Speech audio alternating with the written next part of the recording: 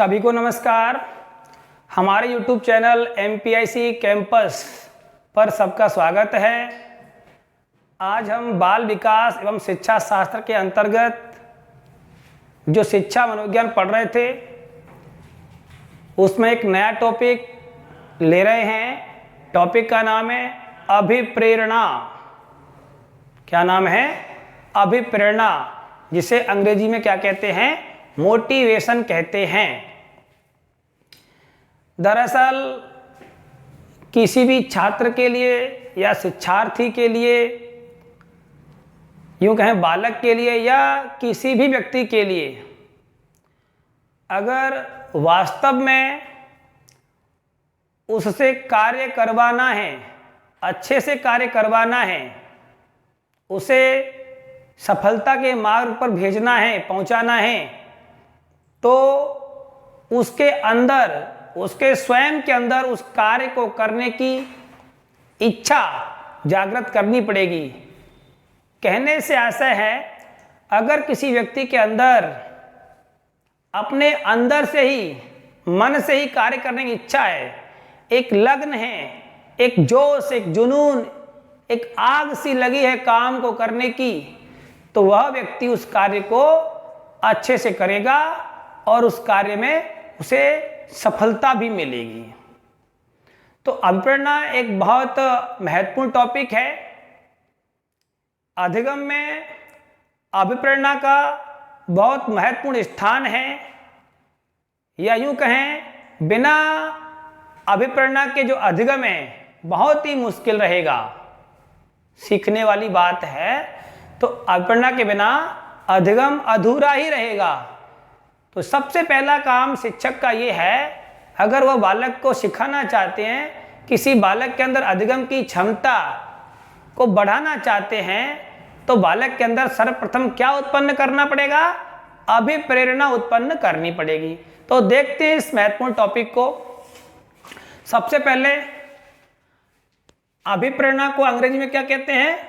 Motivation कहते हैं। क्या कहते हैं? मोटिवेशन कहते हैं। तो यह जो शब्द है मोटिवेशन, ये किस भाषा का शब्द है?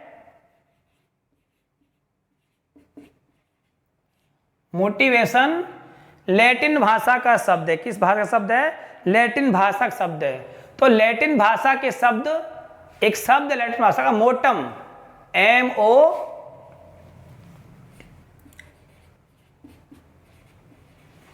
MOTUM, लैटिन भाषा का शब्द है मोटम। तो मोटम से क्या बना है? मोटिवेशन बना है, जिसका अर्थ क्या है? टू मूव, टू मूव, ऐसे है गति करना। मोटम का अर्थ क्या होता है? टू मूव, या गति करना, मतलब आगे की ओर बढ़ना। अब देखिए, अभिप्रेरणा एक प्रेरक माना जाता है, मतलब एक आंतरिक प्रेरक है, या यूं कहें आंतरिक बल है, जो व्यक्ति को लक्ष्य के लिए प्रेरित करता है या आगे बढ़ने के लिए अग्रसर करता है। तो देखते हैं।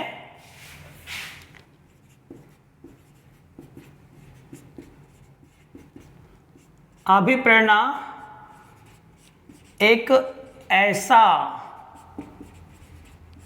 ऐसा प्रेरक है या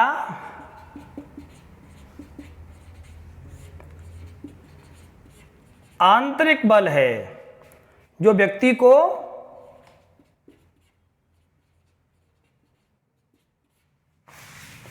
को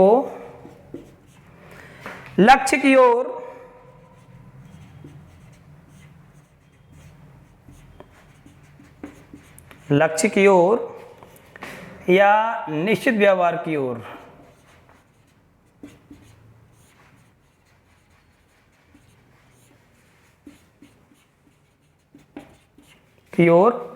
अग्रसर करता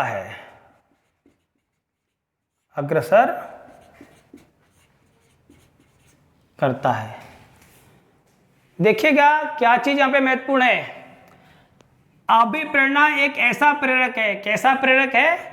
एक ऐसा प्रेरक है, या यूं कहें ऐसा आंतरिक बल है जो व्यक्ति को लक्ष्य की ओर, मतलब उसका लक्ष्य क्या है, टारगेट क्या है, उसकी ओर बढ़ाता है, या उस टारगेट के लिए वो एक निश्चित व्यवहार करता है। तो लक्ष्य की ओर या निश्चित व्यवहार की ओर अग्रसर करता है। यानी अभिप्रेरणा ही वो एक महत्वपूर्ण चीज है जिसके कारण व्यक्ति अपने लक्ष्य की ओर आगे बढ़ता है, या लक्ष्य को प्राप्त करने के लिए निश्चित व्यवहार करने के लिए वो अग्रसर होता है या आगे बढ़ता है।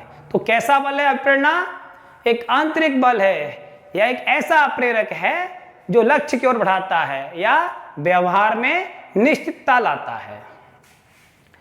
देखिए, इसे समझने के लिए कुछ विद्वानों ने परिभाषाएं दी हैं जिनके माध्यम से हम अभिप्रेरणा को और अच्छे से समझ सकते हैं। तो परिभाषाओं में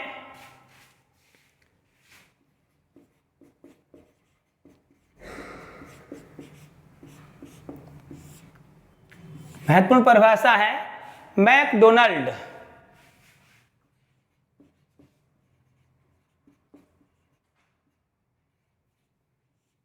मैकडोनाल्ड की परिभाषा है, अभिप्रेरणा व्यक्ति के अंदर ऊर्जा परिवर्तन है।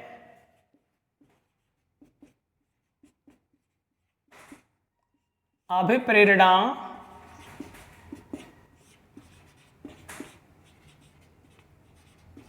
व्यक्ति के अंदर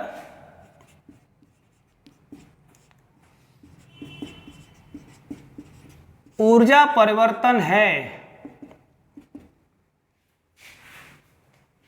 क्या मतलब है इस ऊर्जा परिवर्तन का? तो देखिएगा क्या कह रहे हैं मैकडोनाल्ड, अभिप्रेरणा व्यक्ति के अंदर ऊर्जा परिवर्तन है। मतलब जैसे ही किसी व्यक्ति के अंदर किसी कार्य को करने की इच्छा अंदर से पैदा होती है, उसके अपने आप से पैदा होती है, तो व्यक्ति के अंदर क्या आता है? ऊर्जा परिवर्तन आता है। जैसे किसी व्यक्ति के मन में अचानक से इच्छा हुई, मुझे सरकारी नौकरी के लिए पढ़ना है, तो क्या करेगा? एकदम जोश में आएगा, अच्छी मेहनत करेगा, क्योंकि वो ऐसा मन से करना चाहता है।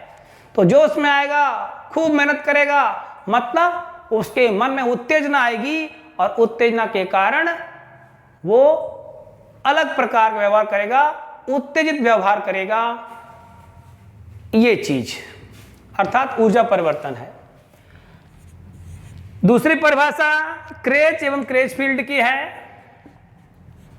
क्रेच एवं क्रेचफील्ड, सभी परिभाषा महत्वपूर्ण है। यह परिभाषा है अभिप्रेरणा हमारे क्यों का उत्तर देती है।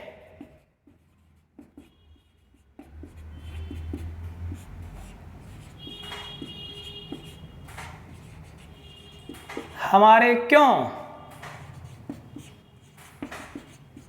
का उत्तर देती है। तो क्रेच एवं क्रेचफील्ड की परिभाषा से क्या स्पष्ट हो रहा है? भाई कोई व्यक्ति किसी कार्य को कर रहा है तो उसके मन में ये प्रश्न आ सकता है कि भाई मैं इस काम को क्यों कर रहा हूं? सफलता पाने के लिए, नौकरी प्राप्त करने के लिए, अमुक लक्ष्य को प्राप्त करने के लिए। तो अभिप्रेरणा क्या देती है? जवाब देती है अंदर से ही, हम जो कर रहे होते हैं क्यों कर रहे होते हैं, इसका जवाब मिलता है। भाई अगर एक व्यक्ति सफल नहीं हो पा रहा है और दूसरा उसका साथी सफल हो गया है, तो उसको लगता है भाई मैं इस काम को क्यों नहीं कर सकता, या मैं कर सकता हूं। तो हमारे क्यों का जवाब कौन देता है? अभिप्रेरणा देती है। किसका मानना है?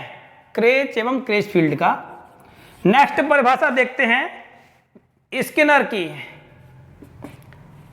वही अपने ब्यूरिक, फ्रेडरिक स्किनर, बड़ी महत्वपूर्ण परिभाषा इनकी है। अभिप्रेरणा अधिगम का सर्वोत्कृष्ट राजमार्ग है। अभिप्रेरणा अधिगम का सर्वोत्कृष्ट राजमार्ग है।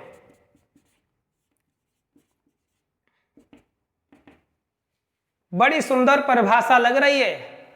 देखिएगा, ऐसे पूछा जाए कि भाई अभिप्रेरणा अधिगम का सर्वोत्कृष्ट राजमार्ग है, यह परिभाषा किसकी है? स्किनर की। क्या स्पष्ट होता है इस परिभाषा से? अभिप्रेरणा क्या है? अभिप्रेरणा अधिगम का सर्वोत्कृष्ट राजमार्ग। राजमार्ग का दर्जा किसे मिला है? अभिप्रेरणा को। राजमार्ग होता है ना, हाईवे, चलने के लिए इस पर वाहन चलते हैं। तो अभिप्रेरणा रूपी राजमार्ग, या यूं कहें अभिप्रेरणा रूपी हाईवे। कैसा हाईवे है? सर्वोत्कृष्ट, एक्सीलेंट, सबसे अच्छा हाईवे है। अगर किसके लिए है वो हाईवे? अधिगम के लिए है, सीखने के लिए है। मतलब अच्छे से अच्छा सीखना है, बहुत अच्छा अधिगम करना है, तो अभिप्रेरणा रूपी हाईवे पर चलना पड़ेगा। मगर मतलब कहने का आशय है, अगर किसी बालक में अधिगम, बहुत अच्छा अधिगम लाना है, उसे बहुत अच्छा सिखाना है, तो शिक्षक को सबसे पहले क्या करना पड़ेगा? उस बालक के अंदर उस कार्य को करने की इच्छा उसके अपने आप के अंदर से लानी होगी। अर्थात उसके अंदर एक सकारात्मक अभिप्रेरणा पैदा करनी होगी। कैसे पैदा होती है? वाद विवाद के माध्यम से ऐसी परिस्थितियां पैदा की जाती हैं, कुछ फंक्शन या आयोजन किए जाते हैं जिनके माध्यम से इस प्रकार की आंतरिक या सकारात्मक जो अभिप्रेरणा है वो पैदा की जाती है। तो महत्वपूर्ण परिभाषा है स्किनर की। परिभाषाओं से भी प्रश्न आ सकते हैं कि अभिप्रेरणा व्यक्ति के अंदर ऊर्जा परिवर्तन है, यह परिभाषा किसकी है? मैकडोनाल्ड की है। अभिप्रेरणा हमारे क्यों का उत्तर देती है, यह परिभाषा किसकी है? क्रेचफील्ड की है। अभिप्रेरणा अधिगम का सर्वोत्कृष्ट राजमार्ग है, यह परिभाषा किसकी है? स्किनर की है। एक और महत्वपूर्ण परिभाषा है, उसे देखते हैं, वो है गुड महोदय की परिभाषा है। अभिप्रेरणा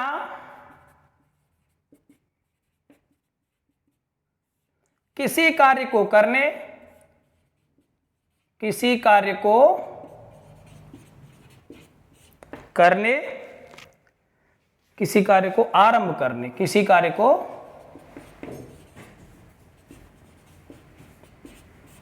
आरंभ करने, जारी रखने,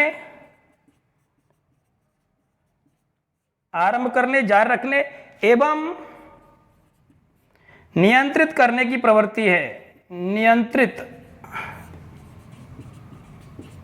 करने की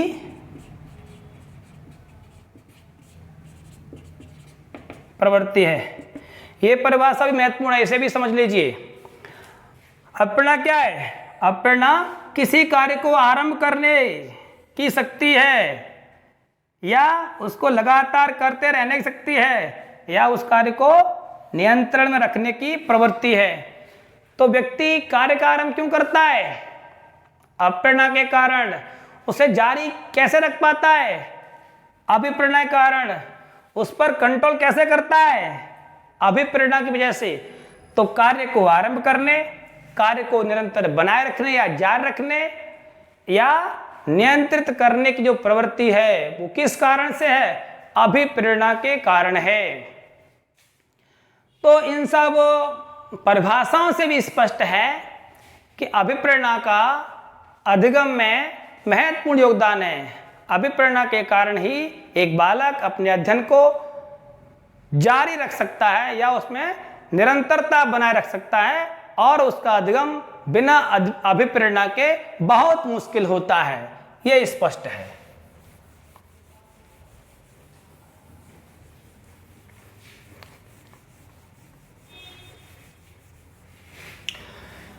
इसके बाद देखते हैं अभिप्रेरणा के प्रकार। तो देखिएगा, संक्षिप्त में अपन चर्चा कर ही चुके हैं अभिप्रेरणा के बारे में। तो प्रकार के बारे में बताते हैं अपन। प्रकार मुख्यतः दो प्रकार के होते हैं, मतलब अभिप्रेरणा मुख्यतः दो प्रकार की होती है, एक पॉजिटिव और एक निगेटिव। मतलब सकारात्मक अभिप्रेरणा होती है और नकारात्मक होती है। तो अभिप्रेरणा कितने प्रकार की होती है? दो प्रकार की, एक सकारात्मक और दूसरी नकारात्मक। थोड़ा सा अंतर है, ध्यान दे के अगर समझेंगे तो सकारात्मक और नकारात्मक का अंतर समझ में आ जाएगा।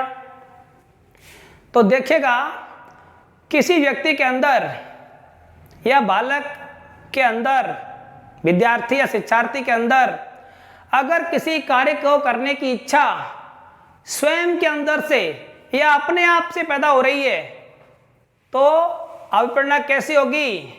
सकारात्मक होगी। मतलब बालक के अंदर स्वतः उत्पन्न होने वाली, बालक के अंदर स्वतः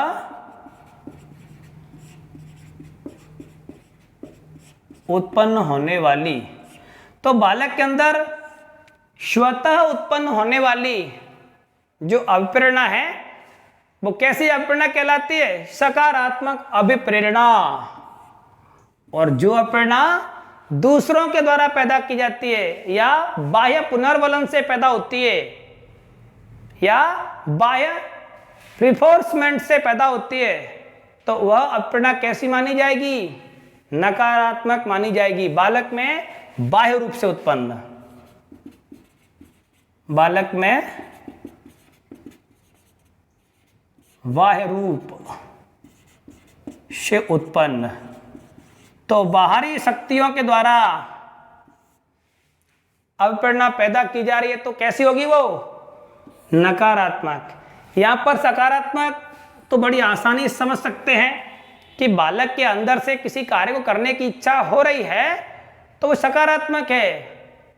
सकारात्मक अभिप्रेरणा ही, ध्यान रखिए, सकारात्मक अभिप्रेरणा ही वास्तव में या वास्तविक अभिप्रेरणा होती है, क्योंकि उसी अभिप्रेरणा में निरंतरता रहती है। अगर किसी को पुरस्कार देख करके या दंड देख करके या भय दिखा करके या लालच पैदा करके उसके अंदर कार्य को करने की प्रेरणा तो पैदा कर सकते हैं, लेकिन जैसे ही आप पुरस्कार देना बंद कर देंगे, दंड देना बंद कर देंगे, वो बालक भी कार्य करना बंद कर सकता है।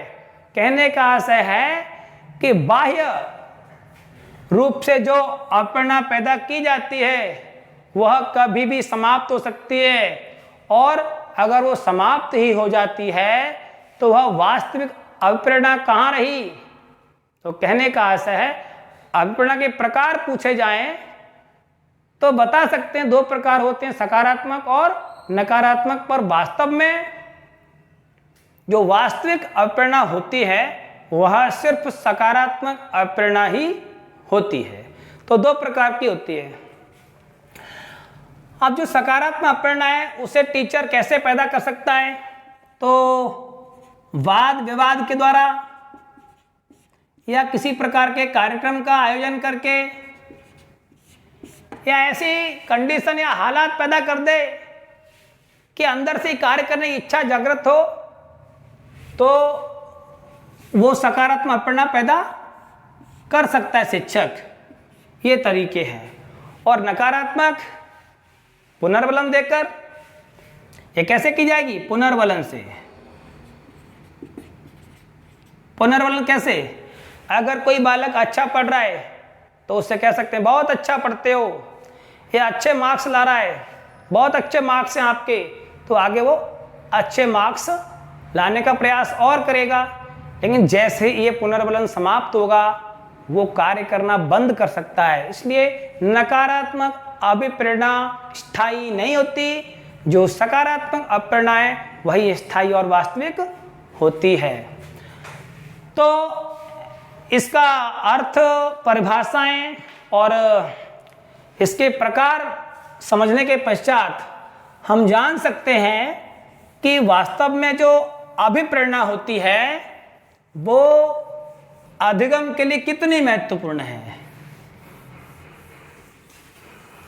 बहुत महत्वपूर्ण अधिगम के लिए होती है अभिप्रेरणा। बिना अभिप्रेरणा के अधिगम को बहुत आसानी से नहीं किया जा सकता। तो इसके जो महत्वपूर्ण तथ्य हैं अभिप्रेरणा के, महत्वपूर्ण बातें, इनको अगर समझेंगे तो थोड़ा सा और समझ में आएगा। क्या है अभिप्रेरणा? अगर कोई व्यक्ति उसके अंदर से कार्य करने की इच्छा है या उसके अंदर किसी कार्य को करने का जोश है, जुनून है, लगन है या आग लगी है, कह सकते हैं, अगर व्यक्ति के अंदर से आग जैसी लगी है, बहुत वो छटपटा रहा है कार्य को करने के लिए, या उसकी कार्य करने की इच्छा है, कार्य की इच्छा है, उसके अंदर जोश है कार्य करने का, जुनून सा है, जुनून सवार है कार्य करने का, तो अप्रेरणा कैसी होगी? सकारात्मक अप्रेरणा होगी। दूसरी महत्वपूर्ण बात, अधिगम के मार्ग पर ले जाती है अभिप्रेरणा। अधिगम के मार्ग पर ले जाती है। तो अधिगम के मार्ग पर कौन ले जाता है बालक को? अभिप्रेरणा ले जाती है। मतलब अधिगम के लिए सबसे महत्वपूर्ण कौन है? अभिप्रेरणा ही है। ये कैसा बल है? आंतरिक बल है। अभिप्रेरणा एक आंतरिक बल है या आंतरिक प्रेरक है। अभिप्रेरणा को क्या माना जाता है? आंतरिक बल माना जाता है, या यूं कहें आंतरिक प्रेरक माना जाता है, जो निश्चित व्यवहार के लिए अग्रसर करता है। अपन पढ़ ही चुके हैं।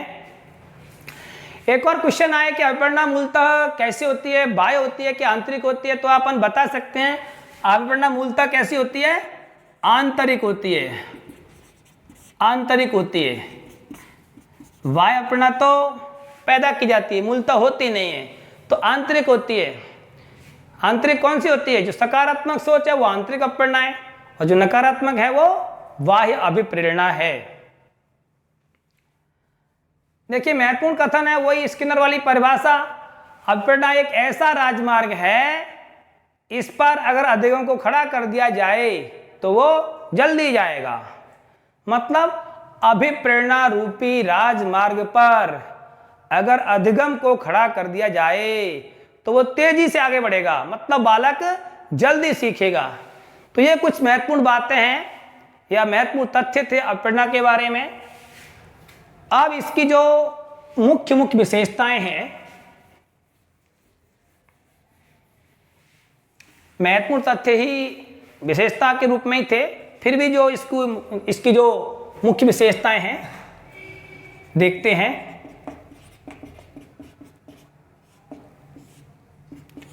पहली विशेषता है यह अधिगम का मुख्य चालक। प्रश्न आ जाए अधिगम का मुख्य चालक कौन होता है? तो अभिप्रेरणा। क्या होती है अधिगम का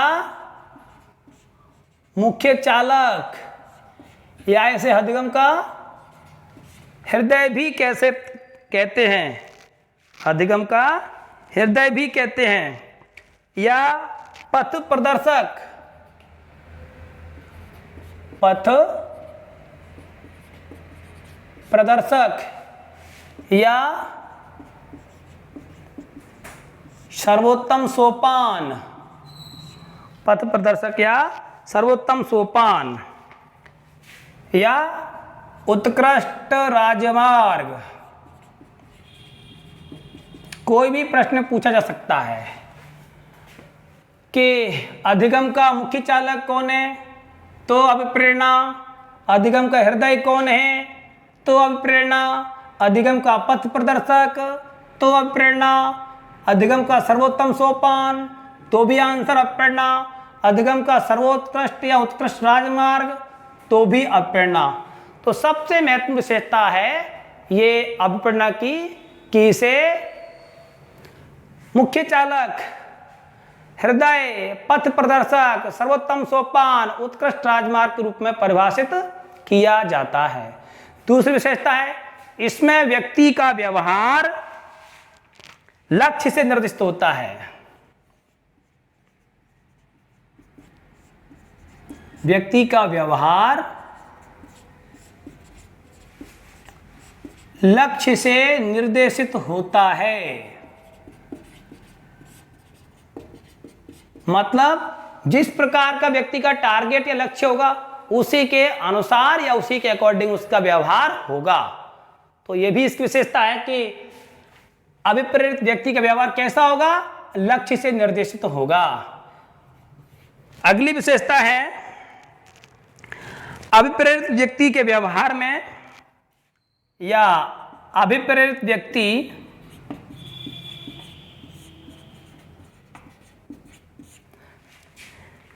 चयनात्मक क्रिया करता है। अभिप्रेरित व्यक्ति अपने व्यवहार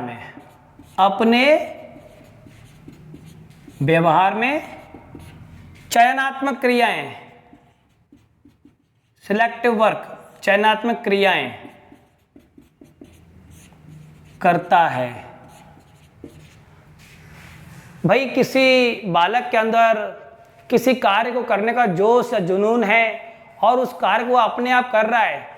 जैसे एक प्रतियोगी परीक्षा का छात्र ही अपन लें और उसको सरकारी नौकरी प्राप्त करने की बहुत बड़ी इच्छा है, तो वह किसी कहने से नहीं अपने आप मेहनत करेगा। तो उसके व्यवहार में जो क्रियाएं होंगी वो कैसी होंगी, सिलेक्टिव होंगी, चयनात्मक क्रियाएं होंगी।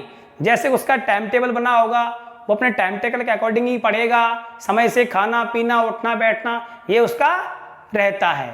तो कहने का ऐसा है कि जो व्यक्ति अभिप्रेरित है और अभिप्रेरित होकर किसी कार्य को कर रहा है तो उसके व्यवहार में चयनात्मक क्रियाएं मानी फिक्स कार्य होंगे, ये काम करना है और ये काम नहीं करना है। वो कार्य कैसे करेगा, जो कार्य उसके लक्ष्य की ओर ले जाने वाले होंगे उन सिलेक्टिव कार्य को वो करेगा, चयनात्मक कार्यों को वो करेगा। अगला है ऐसा व्यक्ति यानी अभिप्रेरित व्यक्ति, ऐसा व्यक्ति भावनात्मक रूप से उग्र हो जाता है। भावनात्मक रूप से उग्र हो जाता है। किसी कार्य को करने के लिए एकदम से वो अभिप्रेरित होता है तो उसमें भावनात्मक रूप से वो क्या उग्र हो जाता है, तेज हो जाता है, उसके अंदर उत्तेजना पैदा हो जाती है और उसी उत्तेजना के कारण क्या करता है, वो उस कार्य को फिर जल्दी करता है। अरे मुझे इस कार्य करने में इतना 10 घंटे लग रहे हैं, अरे ऐसा नहीं होना चाहिए। वो जोश से काम करेगा, फिर 10 घंटे वाले काम को वो हो सकता है 4-5 घंटे में कर दे। तो ऐसा व्यक्ति क्या होता है, भावनात्मक जोश में आ जाता है जिसके कारण वह कार्य को जल्दी से करता है।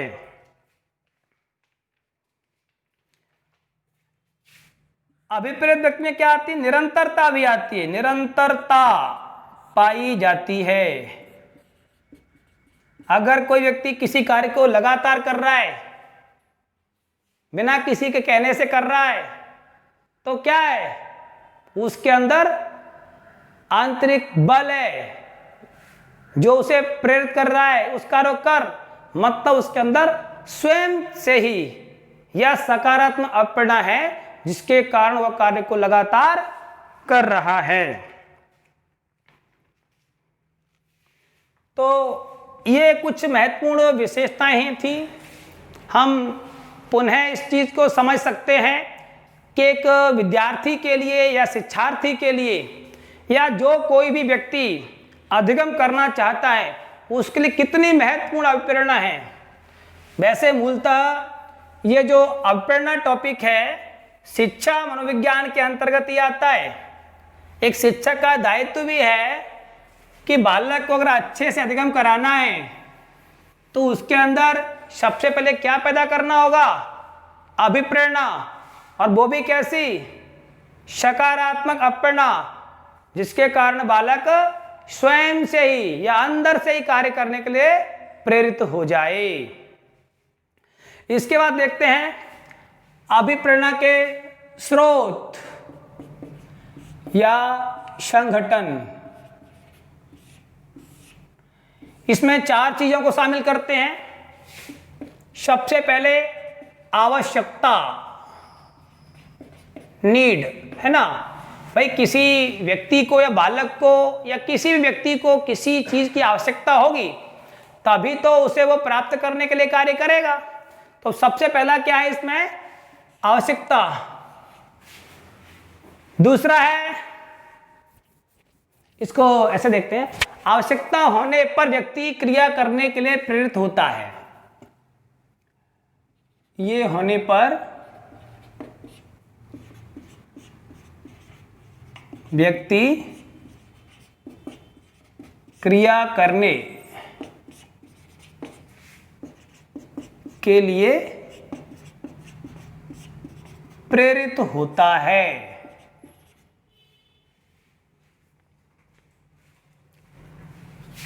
मतलब किसी व्यक्ति को किसी चीज की आवश्यकता है तभी तो वह क्रिया करने के लिए प्रेरित होगा।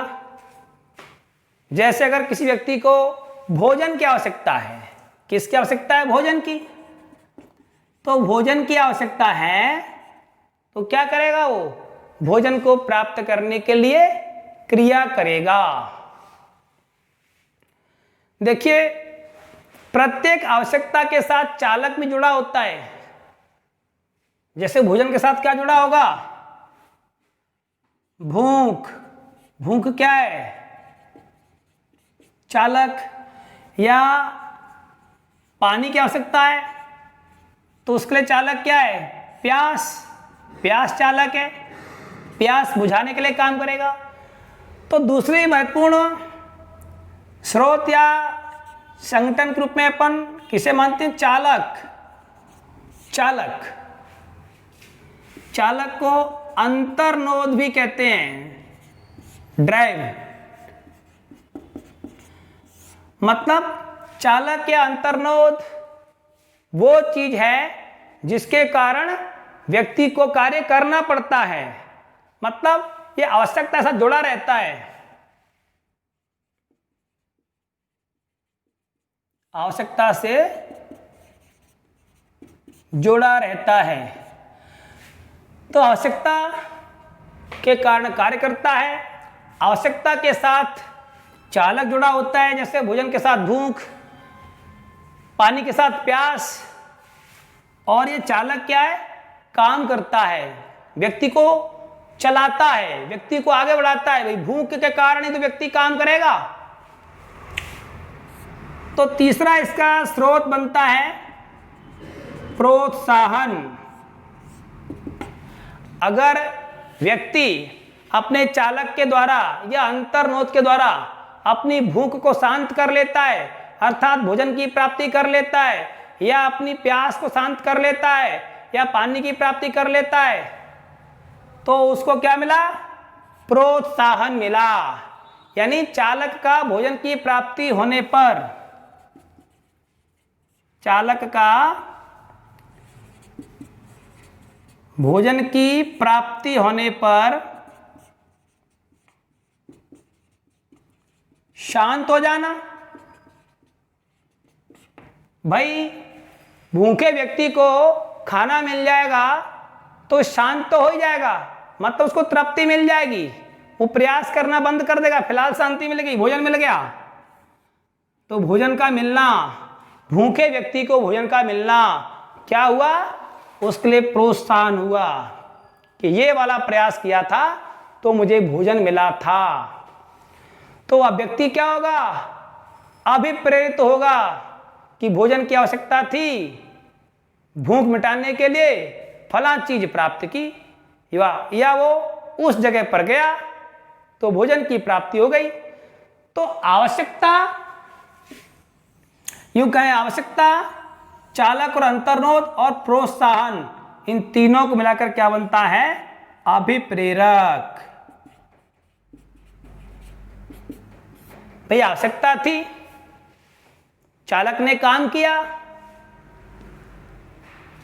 भूख ने काम किया, भूख शांत हुई, प्रोत्साहन मिला। तो यूं कह सकते हैं कि जो अभिप्रेरक है वो तीनों को मिलाकर बनता है। आवश्यकता,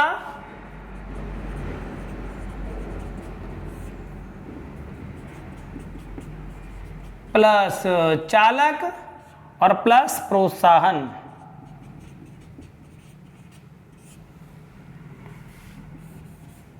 तो इसे कहते हैं अभिप्रेरक। इन चारों को ही क्या माना जाता है? अभिप्रेरणा के स्रोत या संगठन कहते हैं। तो क्वेश्चन इस प्रकार से हो सकता है कि अभिप्रेरणा के स्रोत या संगठन कौन कौन से हैं? तो आवश्यकता, चालक या अंतर्नोद, प्रोत्साहन और अभिप्रेरक। देखिएगा थोड़ा सा इस टॉपिक में और रह गया है, इसे आज ही कंप्लीट कर लेते हैं।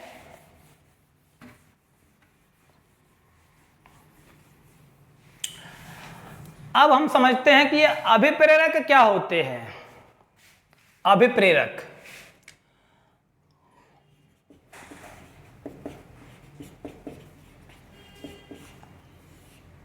अभिप्रेरक व उनके प्रकार। तो देखिएगा अभिप्रेरकों के प्रकार के बारे में या अभिप्रेरकों के बारे में बताने वाले 3 विद्वान हुए हैं। पहले हैं अब्राहम मैस्लो। Abraham Maslow. दूसरे हैं थॉमसन।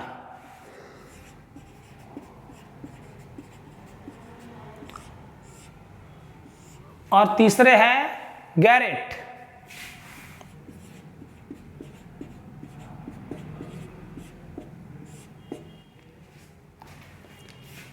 जो अब्राहम मैस्लो है, इसने अभिप्रेरक के 2 प्रकार बताए हैं। अब्राहम मैस्लो ने अभिप्रेरकों के कितने प्रकार बताए हैं? 2 प्रकार बताए हैं। पहला कौन सा है? जन्मजात। मतलब अब्राहम मैस्लो के अनुसार अभिप्रेरक जन्मजात भी होते हैं। इसमें क्या आता है? भूख है, वही जन्मजात है, सीखी नहीं जाती। भूख तो लगती है, जन्मजात है। तो भूख है, प्यास है, नींद है।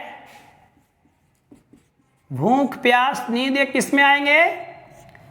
जन्मजात अभिप्रेरक में आते हैं।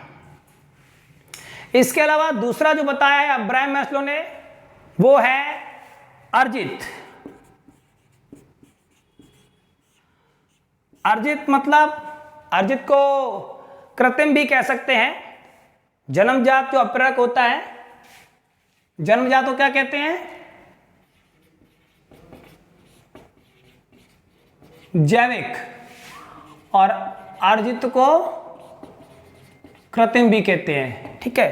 तो जो अर्जित अभिप्रेरक है उससे आशा है ये जन्मजात नहीं होता है, बाद में सीखा जाता है। तो मैस्लो ने कितने प्रकार बताए? एक तो जन्मजात जिसमें भूख, प्यास और नींद आती है, और दूसरा अर्जित। अर्जित में पुरस्कार, प्रतिष्ठा, सम्मान।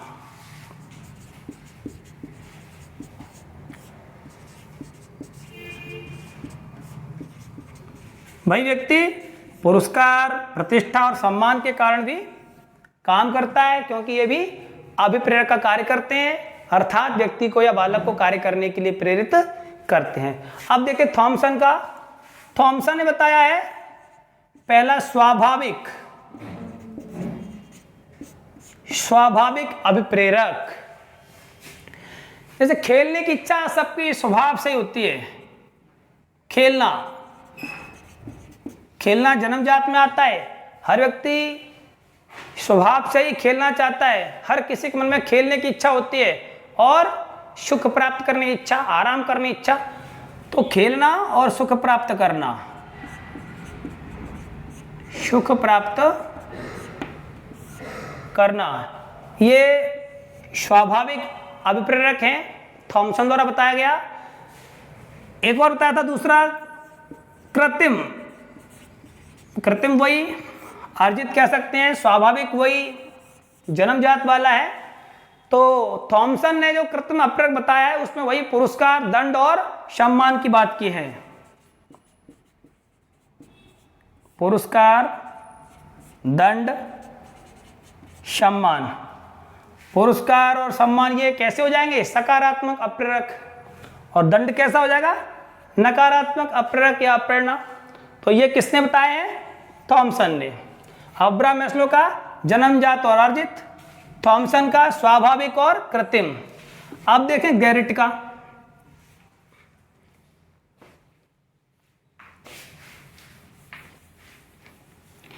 गैरिट ने 3 प्रकार बताए हैं। गैरिट ने कितने बताए? 3 प्रकार बताए हैं।